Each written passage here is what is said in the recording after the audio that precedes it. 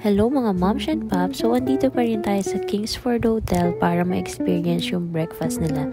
Inclusive kasi sa accommodation namin yung breakfast. So, maaga tayong gumising, naligo, nag-toothbrush, and then nag-retouch tayo ng ating kilay because kilay is life. So, after nito ay bababa na kami for breakfast. Yung breakfast is siniserve from 6 a.m. until 10 a.m. So, magsi 7 a.m. pa lang ngayon. Kaya may time pa kami para mag-breakfast at medyo makarami.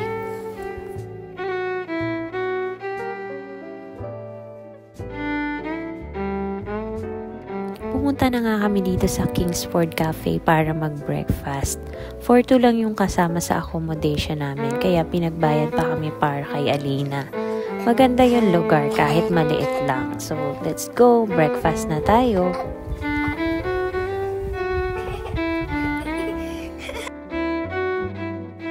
And here are the breakfast na naka-prepare for today. Merong maha, meron ng puto kanina, and then meron itong bread. And then, let's see, meron din itong mga cinnamon bread roll. Kung gusto mo mag-coffee, ito naman yung area. And then, bread again, yung mga juices dyan located. Meron ding soft roll, pandesal, and then American loaf, tapos yung para sa kids, Coco Crunch, fresh milk, cereals, meron ding adobo, tapos masarap itong longganisa nila mga moms. Ayan, meron ding pudding.